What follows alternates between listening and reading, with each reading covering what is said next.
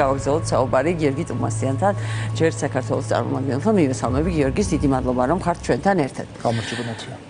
გიორგი, ეს კვირა დაიწყო იმით, რომ გამოქვეყნდა რუსული სადაზვერვო ინფორმაციიდან გაჟონილი მასალები, სადაც 5 სცენარი იყო განხილული პაშინიანის წინააღმდეგ, მათ შორის სახელდებოდა ისიც, რომ ოპოზიციის გაერთიანება, რუსული ოპოზიციის გაერთიანება უნდა მოხდეს, რუსეთში გამდიდრებული ოლიგარქის მეშვეობით სამუელ კარაპეტიანის და ივანიშვილი ორი აი ესე მოიხსენიებოდა და კარაპეტიანი.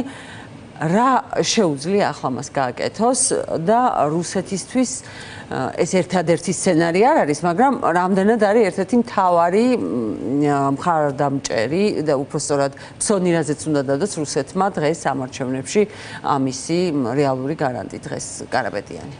რა თქმა უნდა, რუსეთის ფსონი სწორედ კარაპეტიანზე, მაგრამ ამავდროულად სხვა პოლიტიკურ ძალებზეც ერთდროულად დევს, რადგანაც გადაწყვიტეს არ გაერთიანონ მთლიანად ოპოზიცია.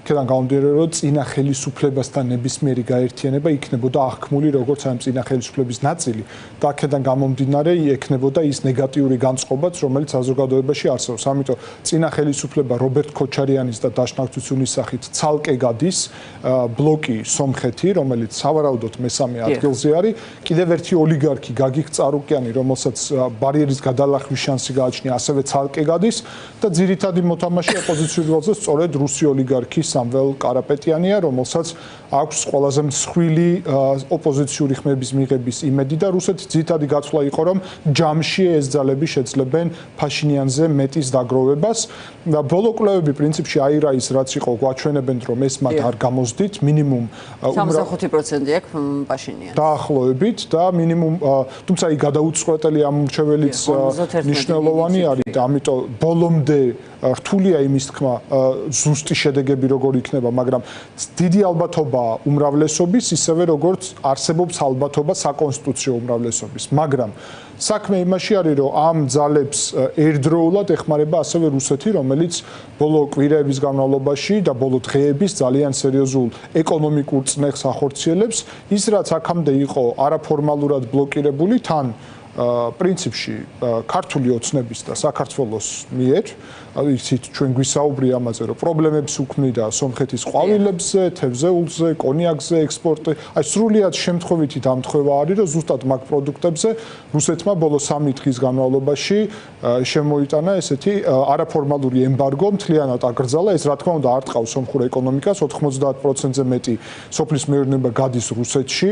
ამ დღევანდელ რეალობაში ასევე დღეს რუსეთმა ელჩი კონსულტაციებისთვის გაიწვია მოსკოვში ევროკავშირში გაწევრიანების კანონის გამო, რომელიც მიღებულია 1 წლის წინ.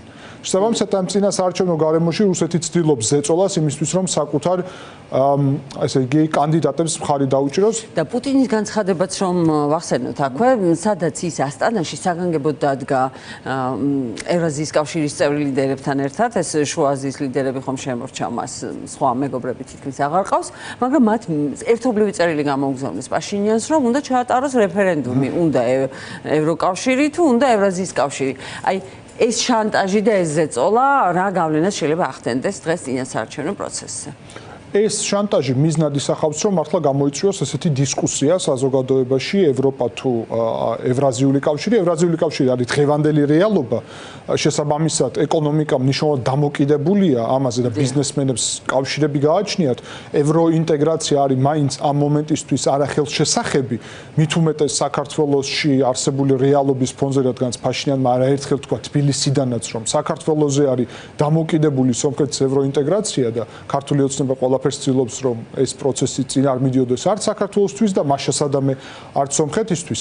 შესაბამისად, ამ თემით უნდათ, რომ გადაწყვეტილება იყოს ეხლავე მიღებული. ფაშინიანის გაცვლა არის ძალიან სწორი, წინასაარჩევნო პროგრამაში უწერია ევროკავშირში ინტეგრაცია და შესაბამისად აცხადებს, რომ ხმა ფაშინიანის სასარგებლოდ ნიშნავს ხმას ევროინტეგრაციისთვის, თუმცა დღის წესრიგში არ დგას ევრაზიული კავშირიდან გამოსვლა, რადგანაც არ დგას ჯერ ევროკავშირში შესვლის რეალური სცენარი. სომხეთი განიხილავს თურქეთთან საზღვრის გახსნის სცენარს ეკონომიკური გზების დივერსიფიცირებისთვის და იმედი აქვს, რომ საქართველო დაუბრუნდება ევროპულ ინტეგრაციას იმისთვის, რომ ხელშესახები რეალისტური გახდეს და შიდა რეფორმების ფონზე გარკვეულ პერიოდში შეიძლება იყოს მაგალითად 5 წელი დღის წესრიგში შემდეგ დადგეს და შემდეგ შემოიღოს ეს საკითხი. ამიტომ რუსეთის მხრიდან ეს ზეწოლა ევრაზიული კავშირის მათ შორის განცხადების მეშვეობით არის რეალურად განხეთქილების და ასეთი ზეწოლის კონკრეტული მექანიზმი სომხური საზოგადოებისთვის, რომელიც გასაგებია, რომ რუსეთის ინტერესებს ემსახურება და არა სომხეთის.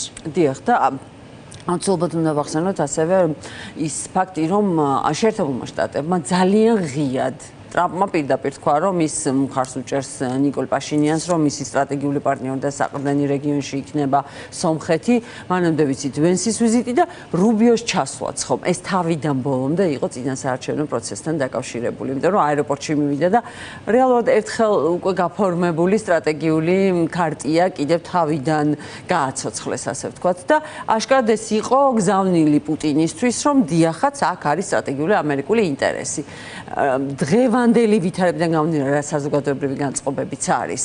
რამდენ დაეხმარება ეს პაშინიანს, რომ ეს რუსული საშინელი გეგმები და დამაშნია ზაგატოვკი, რომელიც ექნებათ მათ, თავიდან აირიდოს და საზოგადოების ხარდაჭერაც იყოს. რა თქმა უნდა, დღეს ეს გეოპოლიტიკური არჩევნებია და ღიად ჩანს, რომ შეერთებული შტატები, საფრანგეთი, ევროკავშირი მხარს უჭერს პაშინიანს, ისევე როგორც რუსეთი მხარს უჭერს კარაპეტიანს, ქოჩარიანს და კიდევ რამდენიმე კანდიდატს. მხარს დაუჭერს ეს, დაეხმარება პაშინიანს და რუსეთის ზეწოლაც რეალურად დღეს სომხურ საზოგადოებაში განწყობები რუსეთისადმი არის საკმაოდ ნეგატიური. შესაბამისად, რაც უფრო ზეწოლა არის პაშინიანზე, მით უფრო იზრდება ეს ნეგატიური განწყობები რუსეთისადმი და იზრდება პაშინიანის რეიტინგიც.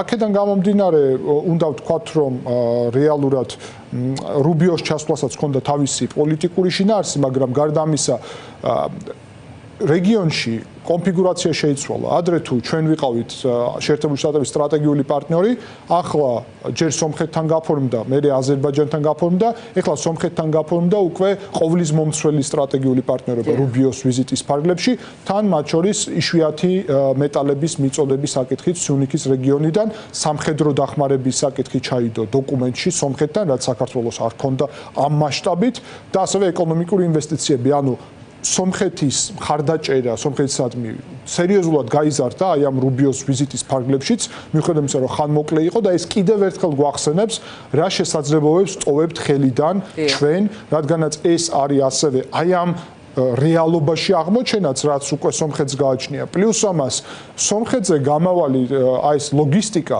ტრამპის ცნობილი განცხადება, ხო, რომ პაშინიანს მხარს უჭერს, იქ წერია, რომ სომხეთის გავლით შეერთებული შტატები კავშირს დაამყარებენ ცენტრალურ აზიასთან.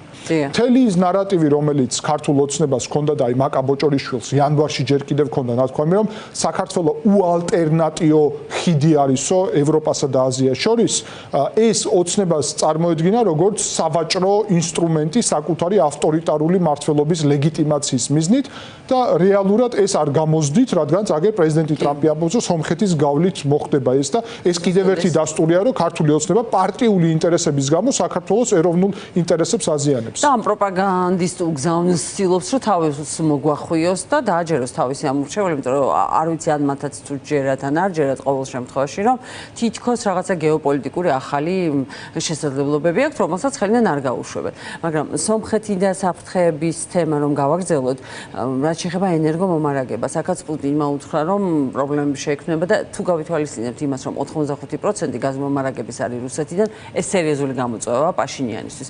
მეორე მხარეს არის აზერბაიჯანი, ხომ? აზერბაიჯანთან კი ურთიერთობები დაალაგდა, მაგრამ აი ეს ჩამოკიდებაც აზერბაიჯანზე გამოვა, აი რა არჩევანის წინაშე დგას ახლა სომხეთი. სომხეთი ბოლო წლების განმავლობაში ძალიან აქტიურად ავითარებს მზის ენერგეტიკას, რომელიც საკმაოდ მობილურია და უცებ შეგიძლია მისი პოტენციალის ზრდა.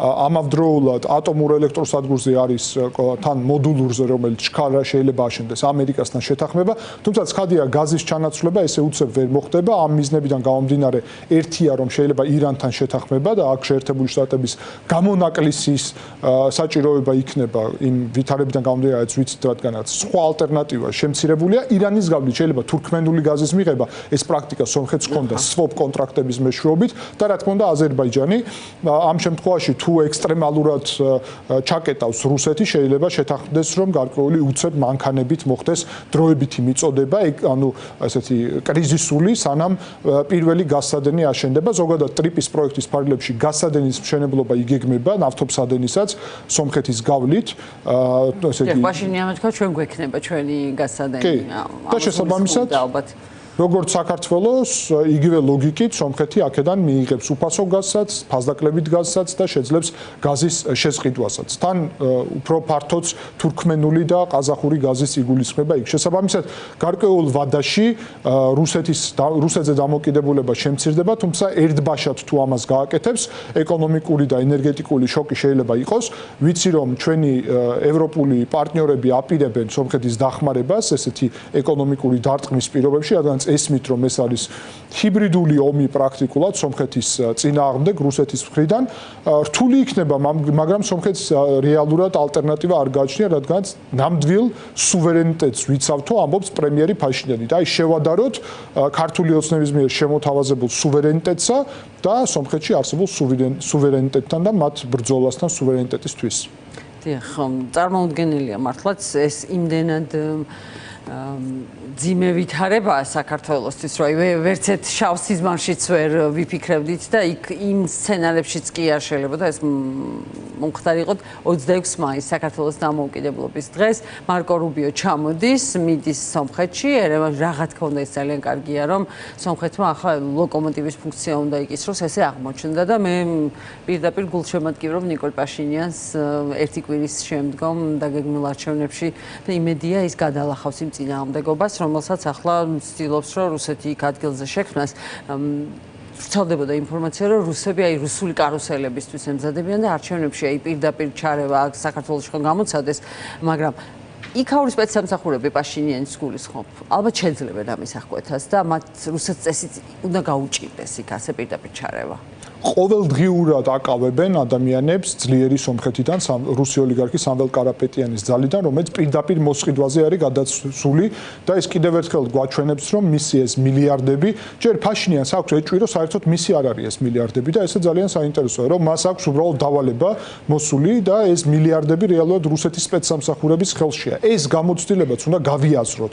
ფაშინიანი და ეს რეალობა სომხეთში ბევრ დეტალს გააშკარავება ხდება ბევრი დეტალის თუ რა არის საერთოდ რუსი ოლიგარქი რას ცდილობს სამվել კარაპეტიანი ცდილობს კულტურის მოღვაწეების მოსყიდვას ეკლესიის დაფინანსების მეშვეობით ჩვენეს მეთოდი უფასო ჩინურ ფულს პირდება მოქალაქეებს ანუ მართლა რაც იმ რუსეთის სპეცსამსახურების დოკუმენტში წერია რომ სომხური ივანიშვილი პირდაპირ ციტატა არის მართლა გეგმას მიყვებიან შესაბამისად დასკვნები უნდა გამოვიტანოთ აქედან მაგრამ ამავდროულად ძალიან მნიშვნელოვანია ის რომ სომხური სპეცსამსახურები თან ბოლო პერიოდში იქ სახელმწიფო უსაფრთხოების სამსახურიდან გამოეყო საგარეო დაზვერვის სამსახური და რომელიც შეერთებულ შტატებთან და საფრანგეთთან თანამშრომლობით შეიქმნა რუსეთისგან დამოუკიდებლად ჩვენთანაც საპირისპირო გააკეთეს და დამოუკიდებელი დაზვერვის სამსახური შეიყვანეს სულში რაც საბჭოთა ტრადიცია ეს სამსახური აქტიურად ფუნქციონირებს იმისთვის რომ აღკვეთოს ეს მეთოდები და